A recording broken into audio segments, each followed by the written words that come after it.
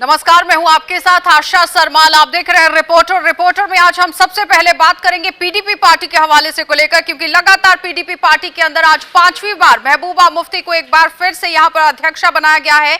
और जाहिर तौर पर आपको यह भी बताते चले कि लगातार किस तरह से ये काम हुआ है, किस तरह से वोटिंग वहां पर हुई है। इसी पर ज्यादा जानकारी के लिए तजम्मुल हमारे सहयोगी हमारे साथ जुड़ रहे हैं। क्या कुछ पूरी जानकारी दे रहे हैं, देख लीजिए। अपना पार्टी सदर मुंतखब किया। आज श्रीनगर में उनकी सरकारी रिहाइशगाह वाक़िया फेयरव्यू में एक पुरवकार तकरीब और इलेक्टोरल कॉलेजेस में जो वोटर्स हैं उन्होंने ही अपने वोट का इस्तेमाल किया। गुलाम नबी लून हांजुरा जो कि पार्टी के जनरल सेक्रेटरी हैं, उन्होंने नाम तजवीज़ करने के बाद इसको सेकंड किया। मोहम्मद खुर्शीद आलम ने, जो कि सीनियर लीडर हैं और श्रीनगर से डिस्ट्रिक्ट प्रेसिडेंट भी है, साबिक MLC हैं।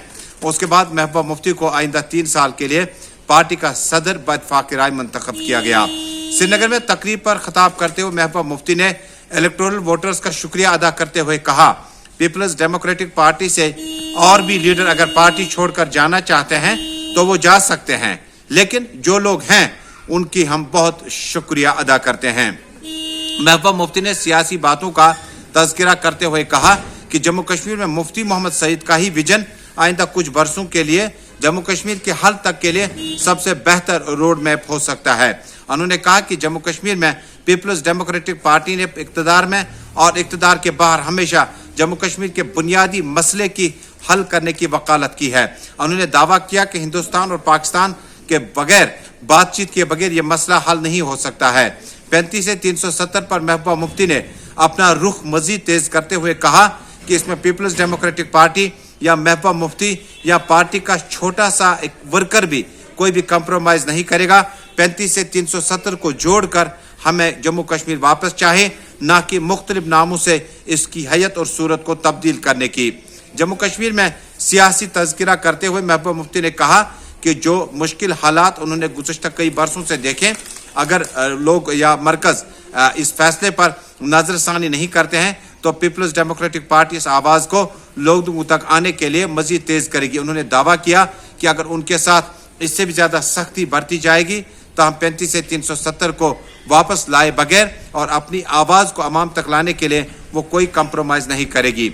जम्मू कश्मीर में आपको याद होगा साल 1996 में महबूबा मुफ्ती ने उस वक्त कांग्रेस पार्टी को ज्वाइन किया जब उनके वालिद और साबिक वज़ीर आला मुफ्ती मोहम्मद सईद उस वक्त पार्टी के साथ थे।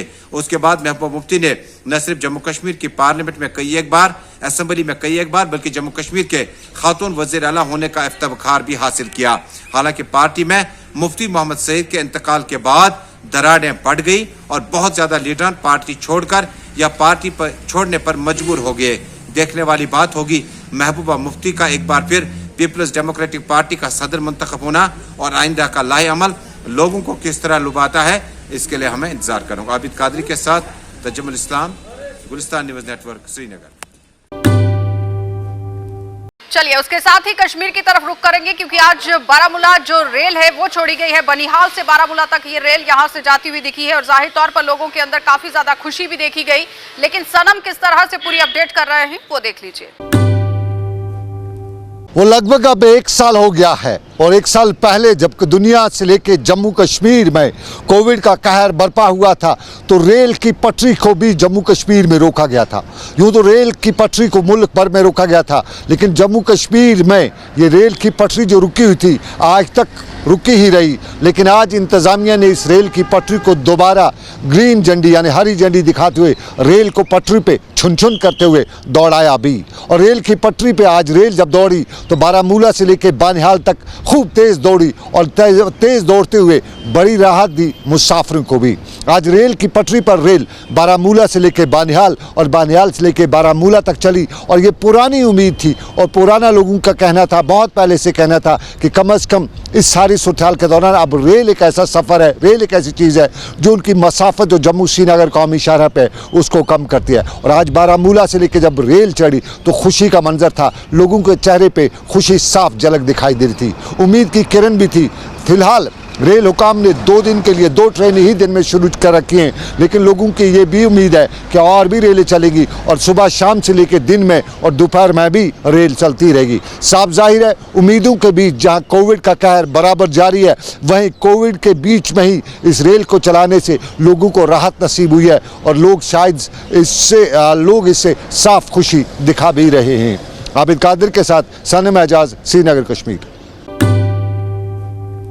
चलिए अब आपको बड़गाम लिए चलते हैं और बड़गाम में इस वक्त सबसे बड़ा रेलवे स्टेशन बनाया गया है, लेकिन वहां पर क्या कुछ चल रहा है, ज्यादा जानकारी के लिए अशरफ हमारे साथ जुड़ रहे हैं। अशरफ, क्या कुछ वहां पर चल रहा था, क्योंकि आज जिस तरह से बनिहाल से लेकर बारामूला तक के लिए इस ट्रेन को आज चलाया गया। अगर हम बात बड़गाम रेलवे स्टेशन की करें तो अगर हम वैली की बात करें तो वैली का सबसे बड़ा जो रेलवे स्टेशन है वो बड़गाम का रेलवे स्टेशन। यहाँ पर ही सब जो ट्रेनें, चाहे यहाँ से जो ट्रेनें जाती है, चाहे वो बारामूला की तरफ जाना हो या बनिहाल की तरफ, यही वो रेलवे स्टेशन है जहाँ पर ट्रेनें आती है, रुकती है और यहाँ पर इन ट्रेनों की चाहे सफाई करनी हो या मेंटेनेंस हो, ये इसी रेलवे स्टेशन पे होती है। करीबन 11 महीने के बाद आज एक बार फिर जो है रेलवे हुकाम की तरफ से ये कहा गया है कि जो रेल सर्विस है उसको बहाल किया जाएगा। सुबह से ही हम रेलवे स्टेशन के बाहर है, जब हमने देखा सुबह जब पहली ट्रेन जो बारामूला से होकर आए बनिहाल तक, जैसे वो बड़गाम पहुँची तो बड़गाम में काफ़ी ज़्यादा रश देखने को मिला। जो वहाँ पर सवारियाँ, पैसेंजर्स जो इंतज़ार कर रही थी ट्रेन का, मिला आखिर वो इंतज़ार आज सुबह करीबन 10:30 बजे ख़त्म हुआ। जब पहले,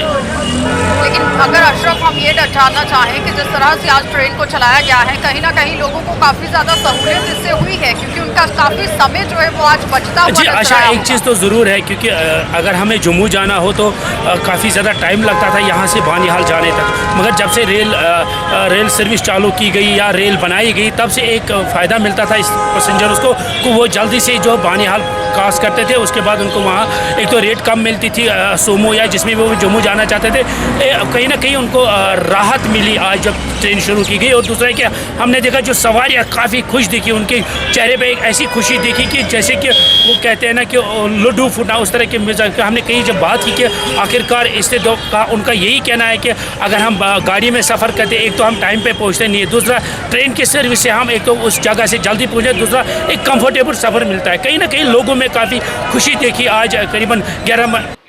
चलिए बहुत बहुत धन्यवाद अशरफ पूरी बातचीत के लिए। तो फिलहाल आपने देखा कि बड़गाम से हमारे संवाददाता अशरफ डार हमारे साथ जुड़े हुए थे, जो हमें पूरी जानकारी दे रहे हैं कि किस तरह से बारामूला जो रेल यहां से चलाई गई है बनिहाल से, लगातार लोगों का काफी ज्यादा फायदा उसमें देखा गया है, क्योंकि लुत्फ उठाते हुए लोग नजर आए हैं और काफी दिनों से इस ट्रेन को रोका गया था कोरोना महामारी को मद्देनजर रखते हुए, लेकिन इस तरह से आज अगर ट्रेन को चलाया गया है तो काफी हद तक लोगों को सहूलियत मिली है।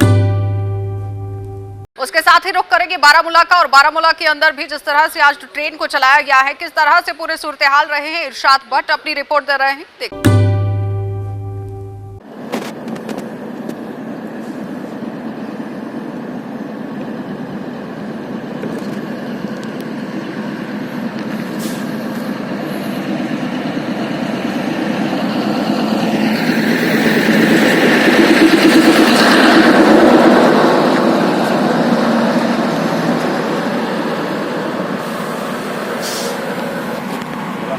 एक तो पहले तो गाड़ी नहीं चलती थी जब लॉकडाउन होता, अब तो महाराष्ट्र में और हो रहा है, तो यहाँ पे भी बढ़ सकता है। क्या ये अच्छा कदम है हाँ, गवर्नमेंट की तरफ बहुत अच्छा है। अपना नाम बताइए। और राजेंद्र सिंह। कहाँ जाना है आपको? श्रीनगर। जी। तो कितना अच्छा कदम है जो ये गवर्नमेंट ने इनिशिएटिव लिया कि इसको ट्रेन सर्विस को बहाल किया गया। बहुत अच्छा है ये जी। और ये सुबह मॉर्निंग में टाइम थोड़ा अर्लियर होना चाहिए ताकि हर एक टाइम पे पहुँच जाए कहीं। बहुत ज़्यादा। अब आपको लगता है राहत की सांस मिलेगी? हाँ। नई मज फसान इंसान हेकान मंजिलस वत कहें दिन सहूलियत क्या जामस मज कहें फसान तो बे पन्नस मंजिल मकसूदस टाइमस पे वातान। बिल्कुल जनाब ये आज गई कह रेत बाद ट्रेन रिज्यूम बे बिल्कुल खैर मकदम कर तो मुश्किल सफ़र करनस। बिल्कुल जनाब एफोर्ड एफोर्ड कर अगर तमिस श्रीनगर पे बारामूला यून या अनंतनाग पे बारामूला पन मजूरी कर एफोर्ड कर किराय दिन कहें सह पन्ने रिश्ते से हमें खबर कहीं। 370 और 35A मनसूख होने के बाद कोविड-19 पैंडेमिक आया, उसकी वजह से लोगों को काफ़ी सारे मुश्किलातों का सामना करना पड़ा और ट्रेन सर्विस जो यहाँ पे मनसूख की गई थी यानी कि बंद की गई थी, हालांकि उसके वजह से लोगों के जो मुश्किलात थे वो काफ़ी उरूज पे थे, काफ़ी बढ़ चुके थे। हालांकि लोगों के साथ हमारी बात हुई, लोगों का यही कहना है कि अक्सर व बेशतर यहाँ पे ट्रैफिक जाम रहता था, उसकी वजह से इन लोगों को काफ़ी सारे मुश्किलात पैदा होते थे और यहाँ पे तलबा व तालिबात उनको ज़्यादा ही मुश्किलातों का सामना करना पड़ रहा। और भी यहाँ पे लोग हैं जिनके साथ हम बात करने की कोशिश करेंगे। बहुत सारे मुश्किलात थे। अगर गाड़ी में जाया करते थे श्रीनगर या बडगाम तो पहले तो किराया बहुत ज़्यादा होता था, तो दूसरा ये कि ट्रैफिक जाम में फंसते थे, खासकर पटन और संग्रामा में बहुत फंसते थे। तो कम से कम बारामूला से श्रीनगर हमें 3-3 3.5 घंटे लगते थे और पैसा भी बहुत लगता था। सुमो वाले 110 रुपये लेते थे और बस में भी ज़्यादा किराया 55-60 रुपये तकरीबन। बहुत आसाइश इसमें बहुत फ़ायदे हैं और एक मिनिमम 7 बजे यहाँ पहुँचते थे। हाँ, उसका गवर्नमेंट के लिए आप खुश हैं? हाँ खुश, मुतमिन है। दफ़ा 370 और 35A मनसूख होने के बाद यहाँ पे ट्रेन सर्विस को मुअत्तल किया गया था। हालांकि चलिए अब आपको पट्टन लिए चलते हैं और वहां से भी दिखा देते हैं कि स्वच्छ भारत अभियान की किस तरह से पोल खुलती हुई नजर आ रही है। लोग बिल्कुल भी इसमें अपना योगदान देते हुए नजर नहीं आ रहे हैं। गंदगी की जगह जगह पर अंबार लगे हुए हैं, लेकिन राही निसार क्या कुछ अपडेट कर रहे हैं। जी, हम इस time Srinagar Baramulla national highway से है, जिसको हम श्रीनगर मुजफ्फराबाद नेशनल हाईवे भी बोलते हैं। आप देख सकते हो मनाजिर नेशनल हाईवे पे जो यहाँ पे गार्बेजेस किसी ने डाले हैं रात को, तो जहाँ से वहाँ से एडमिनिस्ट्रेशन बोलते आते हैं, दावे करते हैं सफाई अभियान का, but in the ground situation they were nowhere. So we are demanding to local administration please take a look in this matter, जिससे इससे जो यहाँ पे गार्बेज है इससे वबाई बीमारी का खतरा है। तो we are requesting to local administration please take a look in this matter. It could become the burden in the society. Thank you. सफाई के बड़े बड़े यहाँ पे अभियान चलाए जाते हैं। वहीं पे अगर हम श्रीनगर मुजफ्फराबाद नेशनल हाईवे की बात करें, अगर इसकी हालत हम यहाँ पे देखेंगे, आप यहाँ पे किनारे पे देख रहे हो कि कितने यहाँ पे गार्बेज के ढेर जमा है। ये गार्बेज कहाँ से आता है, कौन लाता है, अभी तो इसका पता नहीं। अलबत्ता अगर एडमिनिस्ट्रेशन की यहाँ पे बात करें तो उनका यही कहना है कि हमें भी पता नहीं है ये कहाँ से आता है। मगर यहाँ पे एक एडमिनिस्ट्रेशन की जिम्मेवारी बनती है कि इस कूड़े करकट यहाँ से हटाया जाए, ताकि यहाँ पे लोग गुजरते हैं उनको मुश्किलातों का सामना ना करना पड़े। अभी की अगर बात करें, अब तो यहाँ पे गर्मी आने वाली है, शायद यहाँ पे इस कूड़े करके यहाँ पे बीमारी फूटने का भी यहाँ पे अंदेशा है। तो एडमिनिस्ट्रेशन को इमीडिएट चाहिए या कंसर्न डिपार्टमेंट जो यहाँ पे है उनको इमीडिएट चाहिए कि इस कूड़े करके से हटाए और उनके खिलाफ भी यहाँ पे कार्रवाई की जाए जो कि इस कूड़े करके रात के दौरान यहाँ पे लाकर इस नेशनल हाईवे पे छोड़ देते हैं। राही निसार, गुलिस्तान न्यूज़, पटन। उसके साथ ही रुक करेंगे जिला राजौरी का और राजौरी से भी आपको बताते चले कि पीर पंचाल के लोगों की पुरानी मांग यहां पर है कि मुगल रोड को खोल दिया जाए, लेकिन अभी तक इस मुगल रोड को नहीं खोला गया है। किस तरह से लोग अपनी डिमांड रख रहे हैं, जमशेद मलिक इस रिपोर्ट में देखिए। खिता पीर पंचाल में सियासत का मरकज बनी रही कई अरसे तक वादी कश्मीर को खिता पीर पंचाल से जोड़ने वाली मुगल शाहरा, जिस पर कई अरसा तक खिता में बहुत बड़ी सियासत ज़रूर देखने को मिली। कई सरकारें आई और कई सरकारें चली गई। सरकारों की तरफ से मुगल रोड को बना तो ज़रूर दिया गया, मगर इसके मुस्तकबिल को देखते हुए किसी की तरफ से कोई कदम नहीं उठाया गया, क्योंकि पिछले कई सालों से इस शाहरा पर 6 महीने के लिए गाड़ियों की आवाजाही बंद रहती है। हालांकि पिछले अरसे की बात करें तो लॉकडाउन के चलते ये शाहरा तकरीबन 1 साल तक बंद रही और सरकार की तरफ से इसको चंद महीने के लिए खोला गया। उसके बाद बर्फबारी के बाद ये शाहरा फिर बंद होगी। अब लोगों की मांग जो है क्या है कि लोग कह रहे हैं कि इनका कारोबार इस खिता से, इस रोड से जुड़ा हुआ और इसके कारण आज रोड बंद है। कितनी लोगों को मुश्किल आती हैं, सिर्फ कितनी मुश्किलें आती हैं आपको रोड बंद होने से और क्या डिमांड रहेंगी आपकी? बिस्मिल्लाहिर्रहमानिर्रहीम। जनाब, हमें बहुत मुश्किलात होती है यहाँ से हमें नज़दीक है 135 किलोमीटर श्रीनगर। यहाँ से हमें कुछ प्रॉब्लम हो तो हमें जम्मू जाना पड़ता है। जम्मू यहाँ से 200 कुछ किलोमीटर है, तो यहाँ से अगर रोड कंटिन्यू चले तो हमें बहुत बेनिफिट है, हमारा आमदोरफ़्त यहाँ पे ज़्यादा रहेगी। इसलिए हमारी अपील है गवर्नमेंट से कि ये रोड थ्रू की जाए और टनल का कुछ इसका काम किया जाए और गवर्नर साहब से अपील की जाती है कि हमारा कारोबार जो है, हमारे जो दुकानदार हैं वो उनका कारोबार कम है, और अगर रोड थ्रू होगी तो हमारा जो दुकानदार हैं उनको भी बेनिफिट होगा, पूरी मार्केट होगा, टूरिस्ट प्लेस होनी चाहिए यहाँ पे। और हमारी यही मांग रहेगी कि इस मुगल रोड को ओपन किया जाए जल्द से जल्द। सर कितना नुकसान होता है ये रोड बंद रहने की, क्योंकि ये रोड सिर्फ 6 महीने तक ही देखी जाती है, खुली जाती है, मगर इस बार ये रोड काफ़ी अरसा तक बंद रही। कितना नुकसान उठाना पड़ा तो? सर नुकसान तो बहुत हुआ है। ये मुगल रोड एक ऐसी मुगल रोड है, जब हम बनाल से जब जाते हैं तो रास्ते में 10-10 दिन लग जाते हैं। ये मुगल रोड एक ऐसी रोड है कि ये बनाल से भी ये बहुत अच्छी रोड है, इसको गवर्नमेंट तवज्जो देती नहीं है। और हम गवर्नर से ये अपील करते हैं कि ये रोड मुगल रोड जो है ये इसको जल्द से जल्द चालू ओपन करें। और ये बनाल वाली रोड से बहुत सही रोड है, ये हर एक चीज़ से, हर एक गाड़ियों से, मसाल मार्केट के लिहाज से, क्योंकि यहाँ के गुर्बत में बहुत है, यहाँ पे हमारी मार्केट चलती नहीं है, क्योंकि टूरिस्ट के हिसाब से हमारी मार्केट भी चलती है और ये रोड बहुत अच्छी चल रही है, मगर इसको चालू नहीं करते। के साथ ही आपको लिए चलेंगे कठुआ, और कठुआ में भी दिखा देते हैं कि किस तरह से लगातार चोरियों में इजाफा होता हुआ नजर आ रहा है। एक कर्नल के घर में चोरी हुई है, जिसमें वेपन को भी चोरी कर दिया गया और नकदी भी चोरी कर दी गई है। कहने का तात्पर्य यह है कि लगातार जम्मू कश्मीर केंद्र शासित प्रदेश के अंदर अपराध थमने का नाम नहीं ले रहे हैं, लेकिन इस पर पुलिस किस तरह से कार्रवाई कर रही है, सरबजीत की इस रिपोर्ट में देखिए कि आखिर क्या कुछ वहां पर हुआ।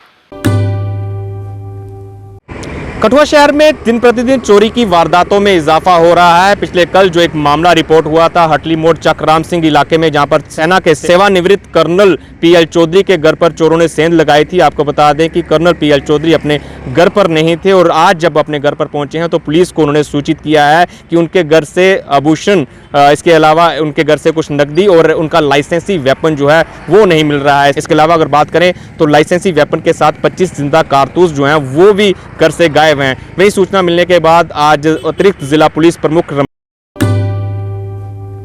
के साथ ही रुक करेंगे जिला डोडा का, और डोडा से भी वसीम गट्टू क्या कुछ हमें पूरी अपनी रिपोर्ट दे रहे हैं वो देख लीजिए।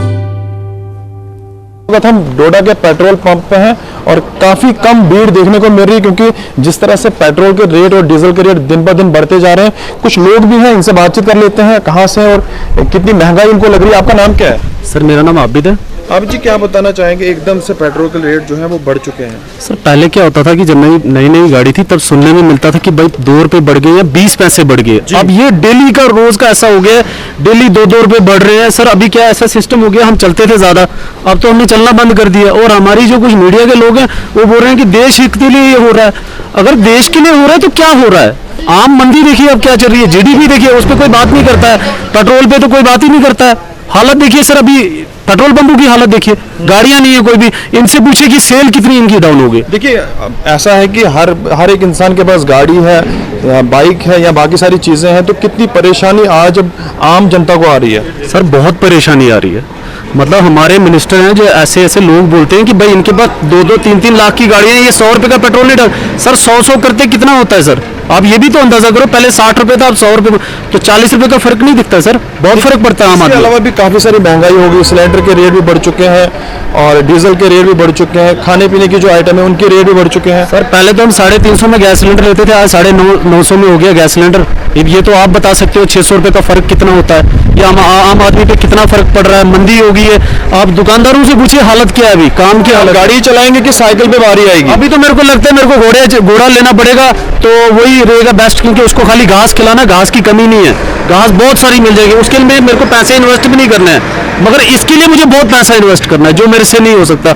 आज के दौर में तो बिल्कुल नहीं हो सकता, मंदी बहुत ज्यादा है। क्या अपील करेंगे आप, क्या अपील होगी आपकी? सर अपील यही है कि जो उन्होंने वादे किए थे वो पूरे करें। जो उन्होंने कहा था 35 रुपए पेट्रोल बेचेंगे वो बेचे, 100 रुपए मत बेचें। लगता है आपको अच्छे दिन की बात की गई थी, अच्छे दिन आएंगे, लगता है आपको अच्छे दिन आए? अच्छे दिन यही है जो 70 साल में नहीं हुआ वो अब हो रहा है। मैं तो कहता हूँ जो 70 साल में नहीं हुआ अब हो रहा है। महंगाई नहीं थी अब हो रही है, जीडीपी डाउन नहीं थी अब हो रही है। तो पेट्रोल का दाम देखो 92 पॉइंट कुछ हो गया है, तो हम भी चाहते हैं कि अच्छे दिन की बात की गई थी, अच्छे दिन आएंगे, तो लगता है आपको ऐसे अच्छे दिन आ गए?